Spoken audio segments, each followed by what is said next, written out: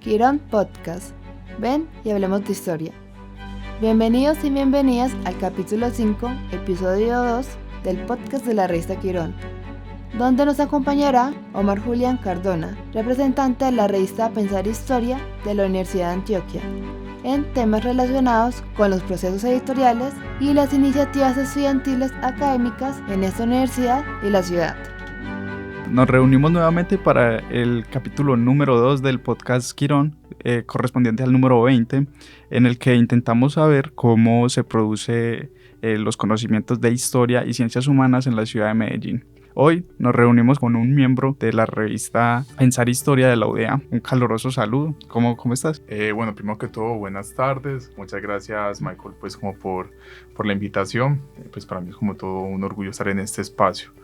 Cuéntanos un poco de ti, ¿vale?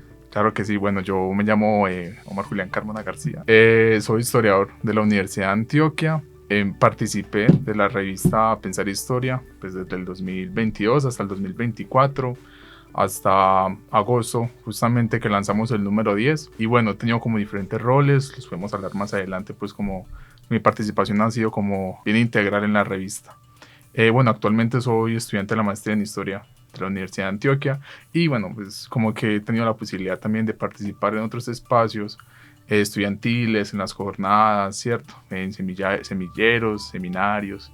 Entonces, bueno, no, es una persona muy interesada en seguir como construyendo el conocimiento colectivamente. A las personas de Quirón nos interesó mucho saber de la revista de Historia de la UdeA porque la vimos como un referente como para tomar algunos elementos y instaurarlos dentro de la revista Quirón.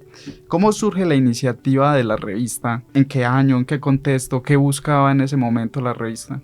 Listo. Bueno, la información que tengo realmente es como lo que he escuchado.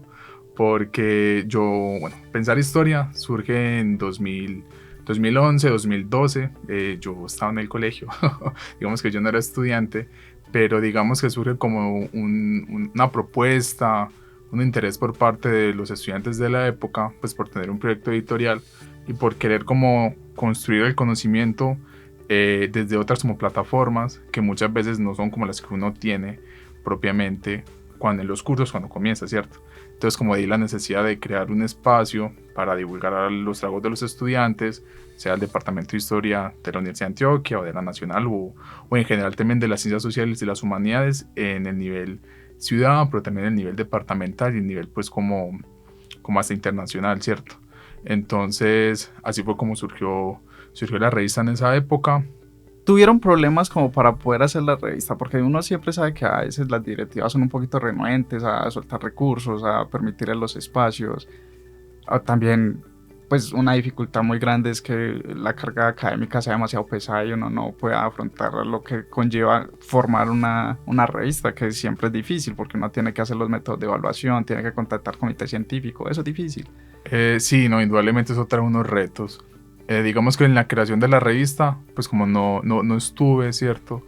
Pero lo que es que la revista sí contó con el apoyo de profesores de la Universidad de Antioquia. Sé puntualmente que el profesor Sebastián Gómez González, que de hecho pues es egresado aquí del programa de Historia de la Nacional, tuvo el apoyo del grupo de investigación de Historia Social, también del profesor Gregorio, profesor César Lenis, pero digamos que eso fue como el primer momento de la revista hace unos 12 años.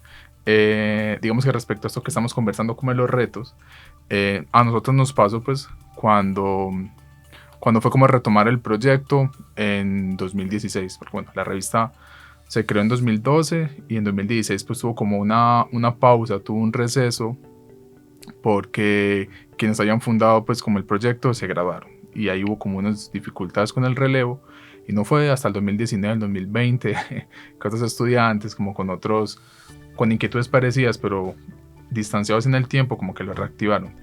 Y digamos que en el primer número yo no estuve tan presente, pues en el segundo número sí, que fue en el 2022, y ahí sí, pues como a lo que estamos como conversando, sí, o sea, indudablemente hay como muchos retos, a nivel pues también como de relación institucional, más cuando quizás uno piensa a veces, eso depende como un poco de la personalidad de los integrantes, del carácter que quieran darle a la revista, pero también fue como el interés de tener un proyecto como autónomo, ¿cierto?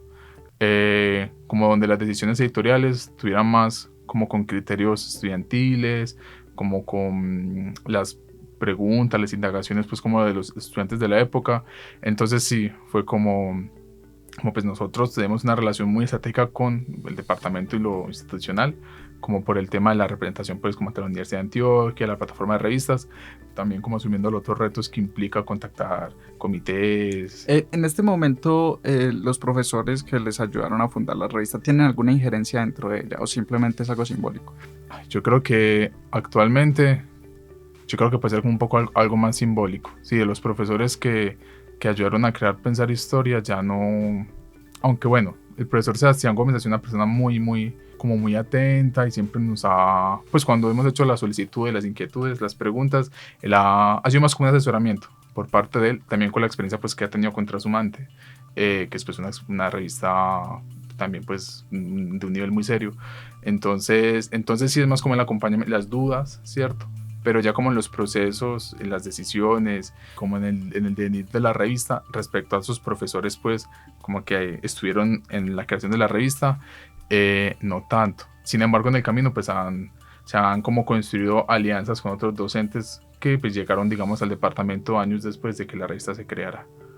¿Y estos profesores van con ustedes a las reuniones del comité? Dicen, vamos a hacer esto, hacen proyectos, proponen cosas. El acercamiento suele ser como por parte de los estudiantes a los docentes, cuando, digamos, se ve que hay como la necesidad, digamos, de la figura como el docente. Por ejemplo, para los eventos o los conversatorios que la revista propone, pues para solicitar, digamos, los espacios en la universidad, la reserva tiene que hacerlo un docente. Entonces uno como estudiante no puede reservar, por ejemplo, un auditorio en la biblioteca de la UDA. Entonces ahí es como, bueno, hay como unos profesores con los que uno tiene más cercanía, es como, profe, pues porfa nos colabora haciendo la solicitud, pues obviamente nosotros nos hacemos responsables del espacio, pero pues sí que nos ayuda como intermediarios, por decirlo así.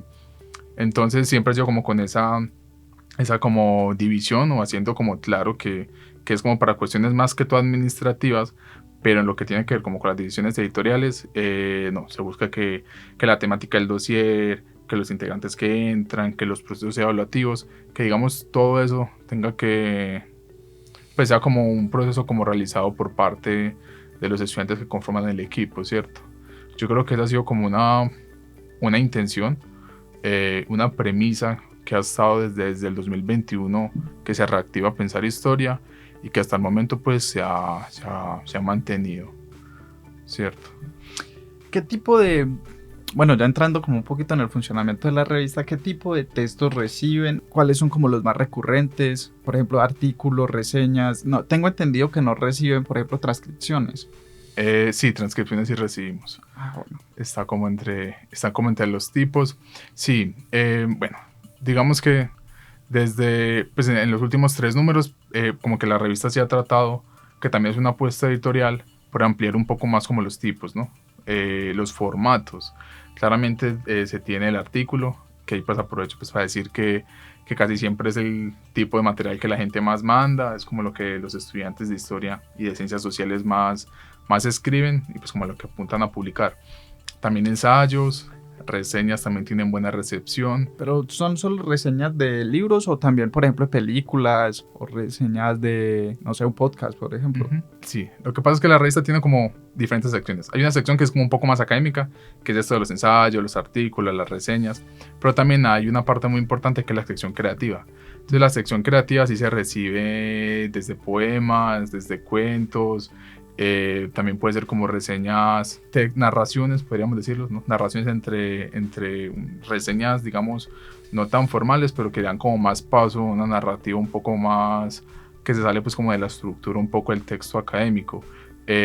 Hasta el momento no se ha llegado pues como tema de cine o podcast, no se ha llegado por ahora, pero sí de arte, como análisis de arte, y también pues personas que han mandado sus collages o que han mandado pues como realizaciones visuales, pues también se han publicado. ¿Cómo hacen para evaluar? Por ejemplo, personalmente, en mi experiencia dentro de Quirón, ha sido difícil poder introducir otros formatos más creativos, como cuentos, poesía, como usted me decía ahora, porque no tenemos un formato más objetivo como para hacer esa evaluación, sino que eso ya entra en un margen mucho más amplio de idas y venidas, que hacen pues difícil hacer una evaluación seria de ese tipo de documentos. Entonces, ¿ustedes cómo lo hacen? Qué buena pregunta porque es todo un reto. O sea, cuando uno está enfrente de un poema, yo como evalúo un poema. Pues es cierto, pero a no ser que uno como ya personalmente tenga las habilidades y el gusto de haber leído poesía, pues como que el programa no te da esas herramientas. Entonces lo que nosotros hacemos es, se ha tenido la fortuna, como en los comités anteriores, que hay integrantes que les han gustado mucho el arte. Se ha gustado mucho el arte y se considera que son personas que han tenido como las habilidades, pues, han tenido las herramientas como para hacer esas revisiones, porque han sido personas que han escrito cuentos, que han escrito pues como poesía. Puntualmente en el último número, en el número 9, que publicamos ahorita en agosto, buscamos personas, ¿no? Tenemos personas como de confianza que sabemos que tienen como esas herramientas, entonces son como parte del comité evaluador, del comité evaluador, pero son personas que evalúan solamente sección creativa. Entonces, por ejemplo, como de las personas delegadas, este número, un compañero que se llama Sebastián, él ha sacado como libros de poesía, ¿cierto? Estudiante de historia. ¿Estudiantes hacen evaluaciones también? Bueno, eso es un elemento que quizás no mencioné. En Pensar Historia, el comité de valor es estudiantes.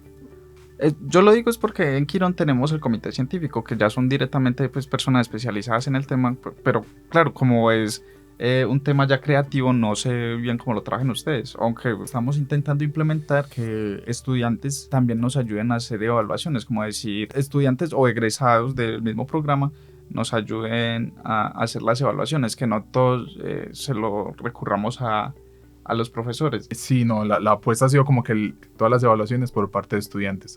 Lo que pasa es que, ahí entra. Los que forman parte del comité evaluador suelen ser estudiantes de 6º, 7º semestre, y de ahí los que usted quiera, de 10º, 11, 12 semestre, pues ya que...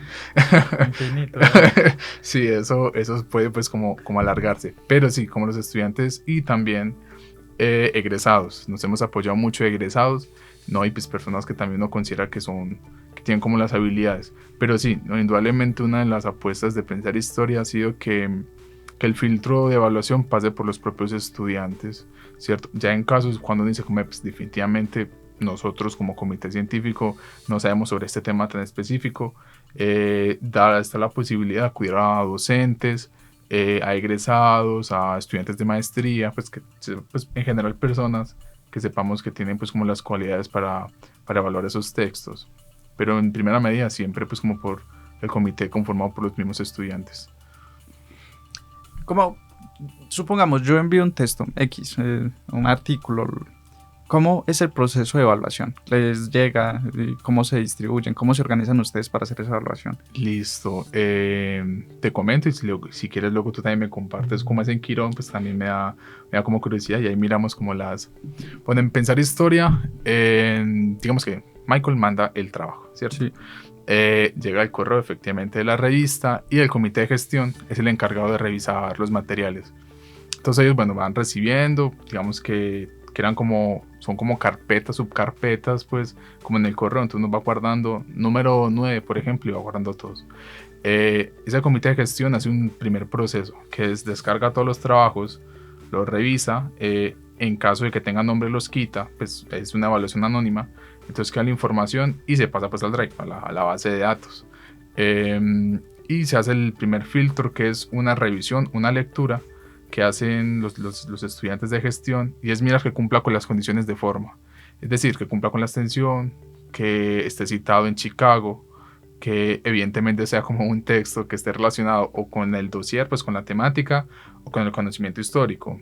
Ha dado casos que hay gente que una vez nos mandaron un trabajo que era como de derecho, y era como, es de derecho, pero es que... Pero no era historia del derecho, por ejemplo.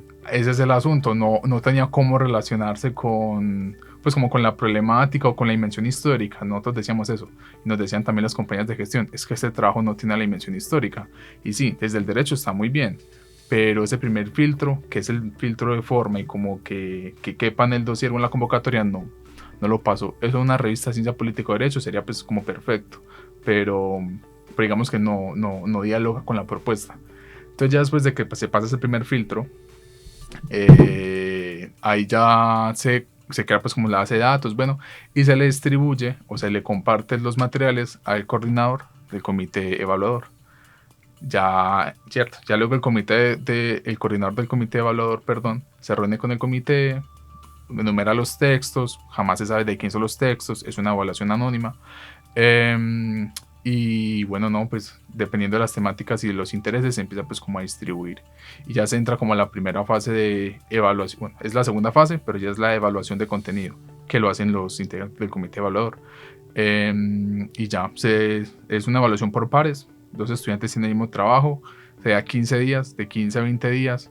Tú sabes que los tiempos suelen ser para no alargar mucho. Son dinámicos, sí. Sí, y uno tampoco quiere quedarse un año en un número, que a veces pasa, ¿cierto? Pero la idea no es como extenderlo mucho, se dan 15 días. En esos 15 días se devuelven, pues se reúnen, ya van mirando los criterios y son como así como 2 o 3 rondas hasta que ya se tenga el criterio de los materiales que pasen. Tengo una curiosidad, ¿cuántas personas son miembros, pues en este momento están activos dentro de la revista? Porque tienen comité de gestión, comité coordinador, pues se nota que son bastantes, ¿verdad? Sí, somos actualmente, yo no sé, el número 9 cuando lo publicamos, pues cuando el último, acabamos siendo como 25 personas. Comenzamos 30 y acabamos siendo 25. Sí, eso es una chorrera de gente, uno puede decir. porque sí hay muchos comités. Está el comité editorial, que es como el que toma las decisiones. El comité evaluador, que es pues el que evalúa. El comité de gestión, que es el que se encarga pues como de responder el correo, de hacer los trámites, digamos de todo lo administrativo. El comité de artes, muy importante, hacer las piezas gráficas, diseña, diagrama, ilustra. Eso es un comité con muchos retos, es bien teso ese comité y la gente es muy calidosa. Y se creó hace como un año el comité de corrección de estilo, que le hace la corrección de estilo a todo, a todo el número, pero también a todos los flyers, a todas las convocatorias, hace corrección de estilo a absolutamente todo. Y en cada comité hay un promedio como de 5 a 8 personas. Muchas de las personas que están en uno están en otro, pues están repetidos, pero sí, en total somos pues como 25, 30. Bueno, no me esperaba que fueran tan grandes en realidad. Quirón es una revista en cuanto a la cantidad de personas mucho más pequeña. Nosotros en este momento somos 9. Ah, sí. Bueno, el proceso para que nos llegue, por ejemplo, un texto, digamos, tú mandas un artículo. Entonces lo recibimos en el OJS y lo recibimos también en el correo. OJS es la página que paga la universidad para exhibir las revistas, en pocas palabras. Hacemos la evaluación por pares, que es una evaluación similar a la que ustedes hacen de evaluación de contenido. Y 2 miembros del comité deciden si el artículo tiene la calidad suficiente como para pasar a una segunda revisión. Esa revisión puede pasar sin cambios, pasar con cambios o ser rechazada. Lo que uno mira no es solamente la forma, me parece que eso es algo un poco secundario, sino directamente el contenido. Por ejemplo, si dice el objetivo de este trabajo es hacer esto y no lo hace, o si es inconsistente el argumento del texto, o por ejemplo no desarrolla bien las ideas o no cita bien. Que hay unos autores que llegan y parece que se les hubiera aparecido la Virgen y me dijo esto. Entonces ese tipo de cosas es lo que evaluamos y decidimos si pasa a una segunda revisión. Esa segunda revisión es con el comité científico, que ya es pues una persona experta en el tema. Se le dan normalmente 2 meses para que responda, porque los profesores a veces se demoran pues porque tienen otras cosas que hacer. Y si pasa ese filtro ya se publica. Solo tendría esos 2 filtros, ya de ahí pasaría al proceso de edición, que es donde acomodamos aquel texto que adecua a las normas que nosotros tenemos para publicación y que pues no tenga otros tipos de letras. Si hay que cambiar una palabra pues porque no suena bien, ahí se acomoda pues todo ese texto y ya después pasa al proceso de diagramación. Ese ya no lo hacemos nosotros, lo hace la editora que tenemos en la facultad, que se llama Melissa, y ella nos pues hace como que lo pone bonito como para publicar. Ya después nos lo pasa a nosotros. Nosotros miramos pues que no se haya ido, por ejemplo, un asterisco. Normalmente cuando se cita, por ejemplo, una revista, como esa bolita que está encima de la N, eso se pone como un asterisco. Entonces uno revisa como que esas cositas de forma no se pasen y ya la posterior es la publicación, que es completamente digital. No te he preguntado eso. ¿Cómo es la publicación de esta revista? De Pensar Historia actualmente es digital. Fue en su primera época, en su primer momento, fue presencial. Bueno, fue presencial, no, fue física. Fue física. Y también los materiales se suben a los JS de la Universidad de Antioquia, la plataforma Revistas UDA. Ahí pues también encuentran Pensar Historia. O ponen Pensar Historia UDA y les parece pues ahí mismo. Pero sí, y ya desde la reactivación, desde el 2021, completamente virtual por los costos que implica. Eso le iba a preguntar, ¿decisión propia o la facultad les dijo que no tenían los recursos? Ambas. Digamos que a uno lo sitúan y le dicen, vea, ni el departamento ni la facultad, está muy difícil, está realmente muy difícil. Entonces ya uno empieza, porque claro, uno podría como dice uno, pues como buscárselas y buscarse los fondos para publicar el número materialmente, que puede ser posible. La Fundación de la Universidad de Antioquia nos colabora mucho y es un gran aliado, pero es mucho desgaste, mucho trámite, y para hacer eso número tras número, no, o sea, uno se desquicia, pues porque además pues la universidad, como digamos, podemos, como por lo que se escucha y por lo que vimos en la época, hay una gran crisis, ¿cierto? La UDA está muy desfinanciada, y no, pues entonces no hay forma. Entonces ya pues el comité toma la decisión de que nos vamos por la virtualidad. ¿Cuántos números han sacado? Pero en total, no desde la reactivación. En total hay 9 números. Sí, 9. Son 9 números. En la primera época se publicaron 6. Como con constancia, más o menos como uno por año y hasta 2 por año, ¿cierto? Fue más o menos como en esos primeros, que sí, como 5 años, fueron como 2 por año. Y ya desde el 2021 ha sido 1 por año. 1 por año, porque aquí escuchándote y viendo como el proceso en Quirón, me parece pues que es muy práctico, me parece que es como muy bacano. Y aquí pensaba yo, pues en Pensar Historia ha sido un poco más caótico, ha sido más complicado, y eso ha hecho que los números salgan uno por año. Sí, 1 por año. Bueno, con caótico no me refiero a que hayan sido pues nefastos, ni hayan sido muy malos, han sido procesos muy, muy enriquecedores, pero sí es cierto que la gestión es difícil. Que la gestión ha sido más difícil porque, pues como por el tratar de hacer como más el proceso entre los estudiantes. Algo que me pareció llamativo es que, por ejemplo, a nosotros la facultad no nos diagrama, entonces la diagramación siempre es por cuenta, pues de reactivación ha sido como por cuenta nuestra. Desde que hay integrantes que en sus momentos han aprendido a diagramar. Hablo pues como de Erika Flores, ¿cierto? Es una persona muy tesa, muy calidosa, es historiadora y también es artista. Digamos que ella ha diagramado pues junto con Ana María Cadavid. Con ella publicaron el primero, y los 2 últimos, el 8 y el 9, los editó Erika. Casi que ab dolorum, pues como por amor al arte, hemos tratado pues como de pagarle. Sí. No es mucho, no le pagamos lo que le pagan en otro lugar, pues porque es un poco simbólico realmente. pero sí, imagínate, para conseguir 1 millón de pesos, una diagramación cuesta mucho más, pero por ejemplo para conseguir eso, una primera parte de un pago para la diagramación pueden ser 2 o 3 meses. Entonces se alarga mucho más, mandar cartas y no sé qué. Entonces bueno. ¿Y la universidad por qué no les ayuda con eso? ¿Nunca han intentado hacer esa gestión? ¿O no tiene, por ejemplo, personas especializadas para ese tema? Bueno, con la diagramación, fíjate que pues no está el fondo editorial de la facultad. Yo no estoy seguro si ellos diagraman.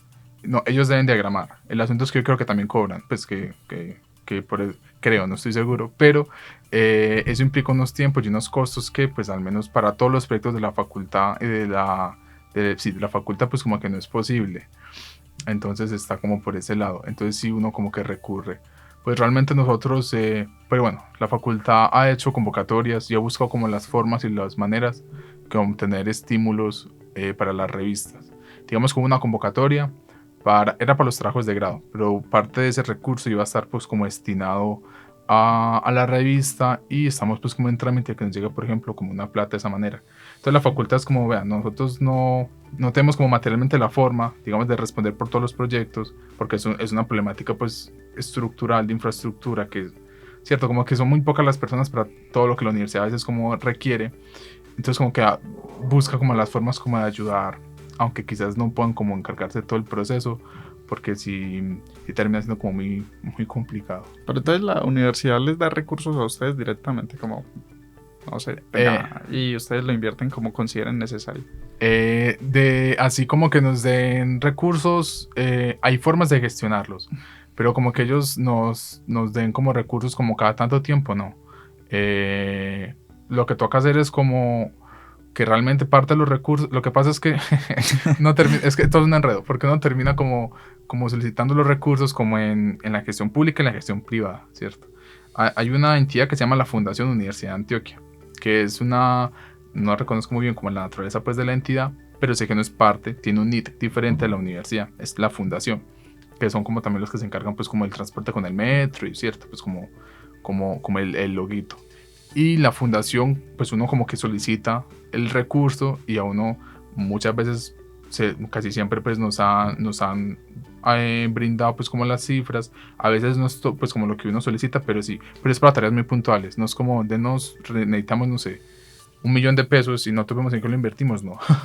Tiene que ser que sí, eso necesitamos... es lo que me pareció raro, es que normalmente no pasa.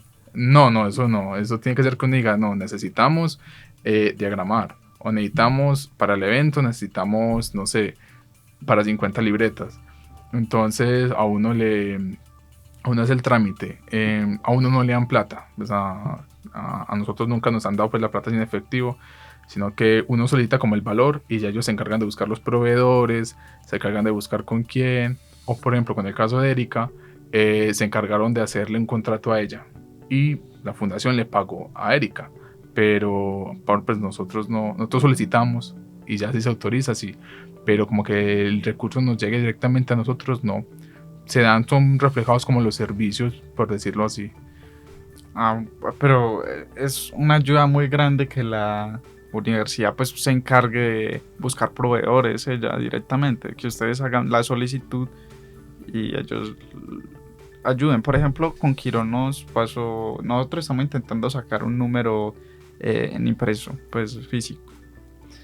Pues pero ese trámite no lo hace la universidad, nos colaboran en cierta medida, pero nosotros tenemos que buscar pues la editorial, tenemos que hacer la cotización, tenemos que pues hacer como todo ese trámite, presentar un proyecto, armarlo, esperar a que el director del centro editorial de la facultad lo apruebe. Pues el trámite de proveedores lo hacemos nosotros directamente, no la universidad. Entonces eso yo creo que es un punto positivo, es bastante bueno que hagan eso. ¿Qué dosieres han tenido? ¿Cómo se escoge un dossier? Dentro de esos dosieres reciben textos que no estén acorde a ese dossier. Listo, ¿qué dosieres tenemos? Los primeros 6 números de la revista, si no estoy mal, fueron temática libre. El tema de los dosieres comenzó desde la reactivación. Entonces el número 7 fue violencias y movilizaciones sociales, si no estoy mal. El número 8 de la revista fue migraciones y desplazamientos.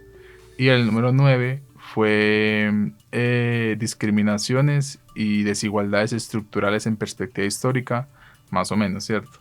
Entonces, bueno, pues como que la revista tiene como un enfoque muy desde la historia del presente, ¿cierto?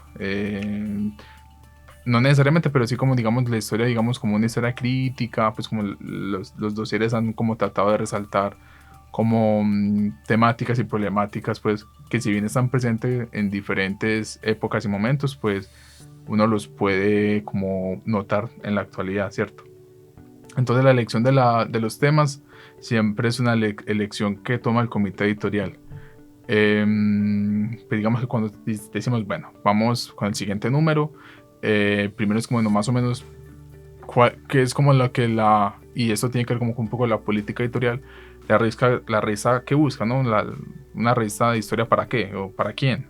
Entonces digamos que ante esas preguntas ya hay como una postura y como de esa historia pues como reflexiva. Entonces no, lluvia de ideas pues más o menos como qué temas, y ya como el comité se hace la lluvia de ideas, ya como el comité mira, ve, esta sí, este no. Muchas veces hay como que ideas que se pueden fusionar o que realmente son ideas que van muy por la misma onda, pero también siento que es porque los integrantes de los comités por años son como personas que tienen como unas inquietudes muy parecidas.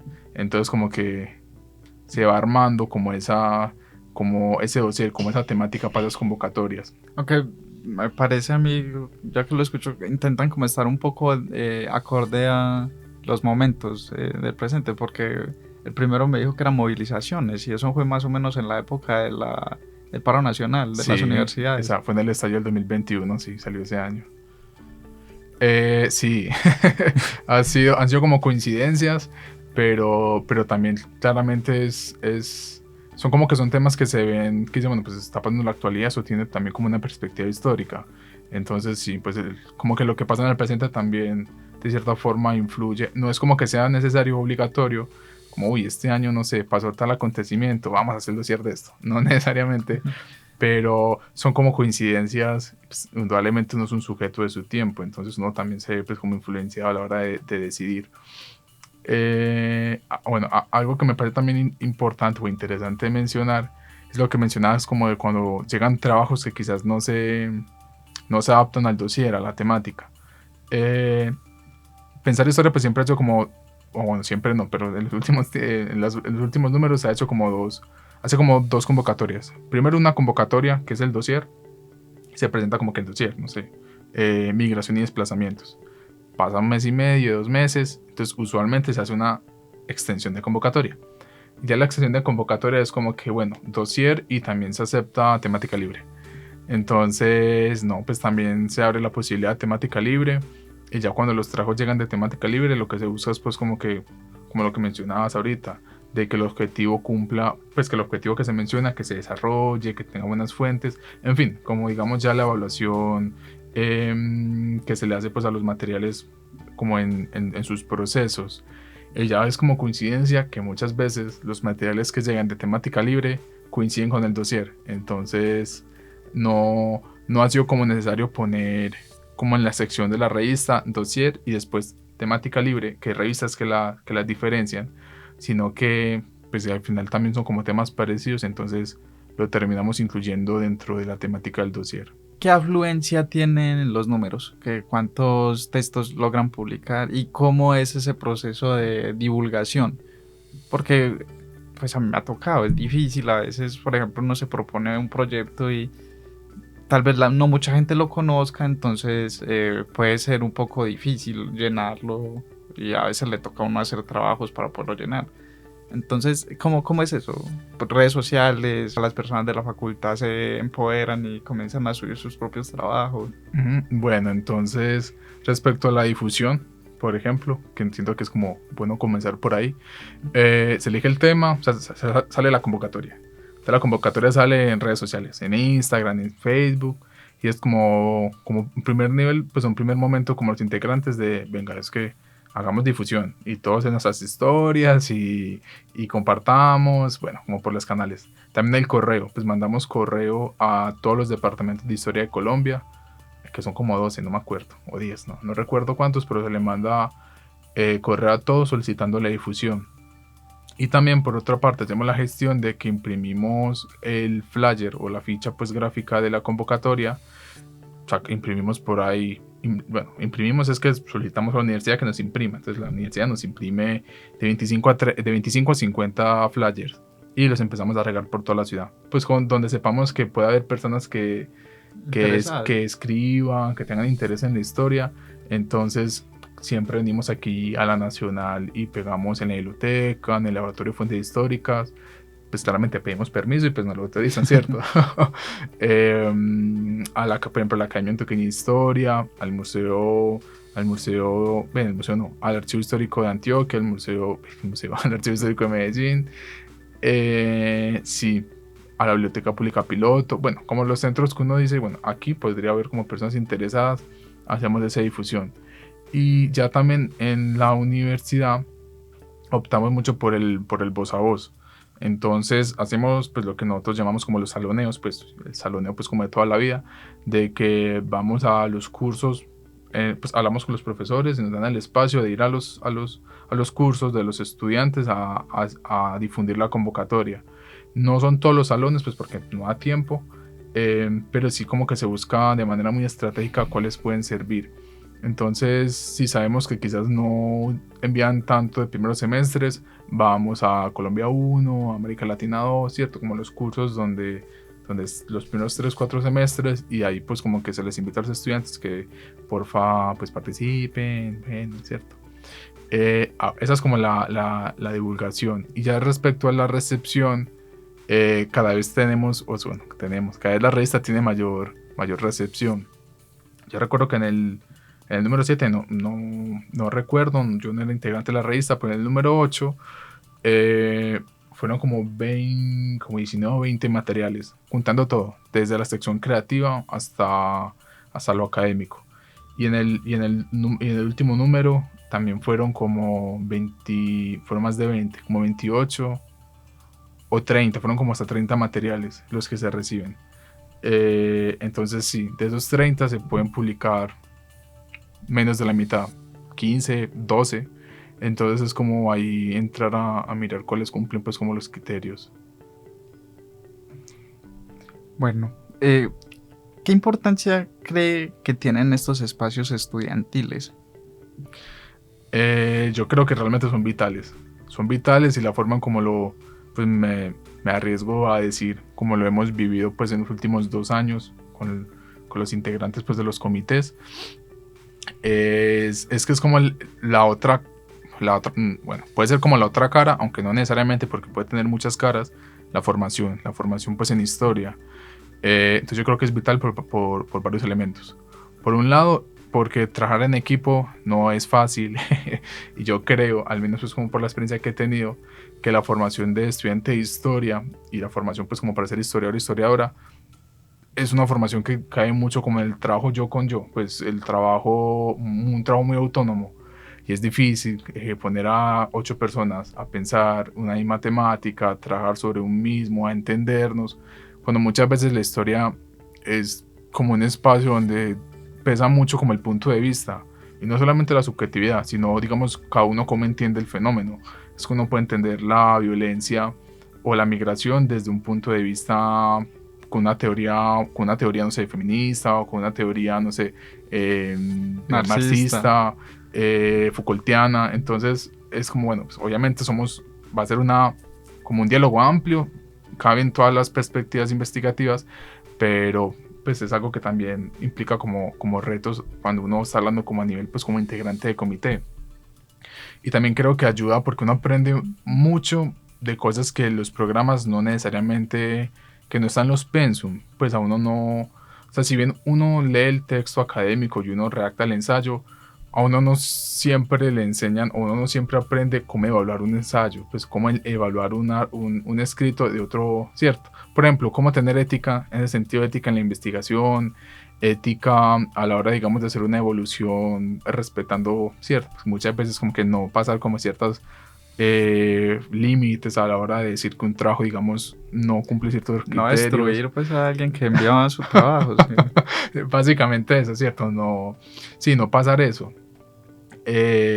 También uno termina aprendiendo de redes sociales, de arte, pues se mezclan un montón de cosas en los aspectos editoriales que yo creo que uno aprendiendo sobre la marcha, y que yo creo que también, pues no sé, quizás también laboralmente, pero también como experiencia pues como ya más interna, son muchos los aprendizajes. Entonces no, yo creo que es una posibilidad muy buena, y no, pues una invitación que uno haría a las personas que se interesen y que si tienen la posibilidad y tienen revistas pues como cercanas en sus programas, o en general pues no tienen que ser de historia, puede ser proyectos editoriales en otro ámbito, como que se animen a formar parte. Es como muy, muy interesante, de verdad que sí.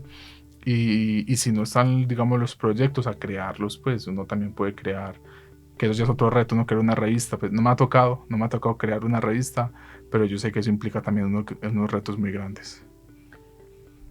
Para usted ya como persona, para su yo interno, ¿qué significó haber pertenecido a esta revista y cómo se ha beneficiado de eso ya dentro de su vida académica, que me dice que está estudiando maestría y laboral?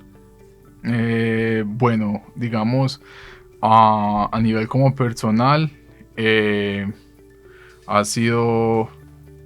nosotros siempre decíamos cuando publicamos un número que era como ver un hijo, pues, Sí. como los integrantes, pues ninguna ha sido padre o madre, pero hay una satisfacción muy grande cuando uno ve la revista publicada, uno lo ve ilustrado, lo ve diagramado, como que uno ve que se ha materializado el fruto, o sí, es el fruto de tantos esfuerzos. Es como muy bello. Y también, no, pues las riquezas son como las he comentado un poquito antes, como el trabajar en equipo, en saber que uno pues como que se distribuye también los tiempos, pues como que uno también como que puede participar y crear como resultados bien bacanos, ¿cierto? Es como que uno se incentiva y se motiva. Y digamos que a nivel académico, pues yo creo que uno sí tiene como un mayor filtro, uno tiene como una perspectiva más interesante cuando escribe. Me ha pasado que yo escribo y digo, esto si fuera para una revista, lo recibirían, eso aquí está flojo, voy a ponerlo aquí, voy a buscar otra fuente, voy a buscar otro autor, ¿cierto? Como que un poco uno se vuelve más riguroso, porque como que uno sabe un poco la experiencia que hay detrás, y es como, venga, pues yo si quiero redactar un artículo sé que tengo que cumplir unos mínimos, pues en que son como unos mínimos y unos máximos, pues uno se quiere esforzar más, pero como que uno conoce un poco más como del todo el ciclo como de la producción del conocimiento y la divulgación, entonces eso ayuda como a tomar en cuenta como ciertos detalles. Y bueno, laboralmente, pues no sé, porque laboralmente no, pues como tal no he tenido la posibilidad de trabajar pues como propiamente o recibir pues como un sueldo pues en el ámbito pues como editorial, no. Sería pues como un sueño no trabajar en ser editor o algo así, ¿cierto? Y siento que en dicho caso uno tendría ya ciertas herramientas para trabajar en otro tipo de revistas o publicaciones pues institucionales o bueno, pues como ir mirando. Siento que yo no tendría así herramientas. ¿Cómo se proyecta la revista estar más o menos de aquí a, no sé, 10 años, por ejemplo? Dios santo, qué pregunta. Ay, yo no sé, porque en ese sentido sería pues como una pregunta muy interesante para los estudiantes que están actualmente pues como en el comité editorial del número 10. Como yo la veo hasta mi participación, pues primero pues como una revista todavía activa, ¿cierto? Yo creo que nos toca, algunas lo hablábamos, nos toca adaptarnos al mundo, por decirlo así. O sea, ya la difusión muchas veces de los proyectos ya tiene que pasar por otras transmedias, no sé. Digo, por ejemplo, se consume mucho TikTok. ¿Sí? No digo que Pensar Historia tenga que quedarse en TikTok, pero por ejemplo es como tener conciencia de, venga, pues también el público y las personas cómo están también consumiendo de cierta manera el conocimiento histórico, pues también hay otras formas y otras plataformas a las cuales también adaptarse. Entonces esa puede ser como otra forma en cómo puede dar la revista futuro. No, pues, pero lo sigo viendo como un espacio de formación para los estudiantes. Ahorita lo comentábamos un poco, pues Pensar Historia termina siendo como una escuela. Creo que los que pasan por la revista y logran pues como participar en más de un número o en un número, pero de manera muy consciente, aprenden mucho. Y yo creo que es importante que siga estando ahí pues como siendo un espacio en el departamento de historia, que le dé pues la bienvenida a estudiantes porque han pasado, hay estudiantes que no son que no son estudiantes de la universidad o que son estudiantes de la universidad pero que no son estudiantes del departamento, estudian otras carreras, por ejemplo. Eso para el comité de artes ayuda un montón. Pero sí que siga pues como estando activa y que siga siendo un espacio de aprendizaje para muchos y para muchas, y que pues que siga aportando digamos como al campo historiográfico, pues como sí, así como es como lo pienso. ¿Algo que quieras decir a las personas? Despedirte. No, pues también extiendo los agradecimientos. De verdad, muchas gracias por la invitación. Pues no, yo celebro mucho como estos diálogos entre universidades, entre proyectos editoriales, entre revistas. No, pues ya las personas, no, que se animen a participar pues de los proyectos.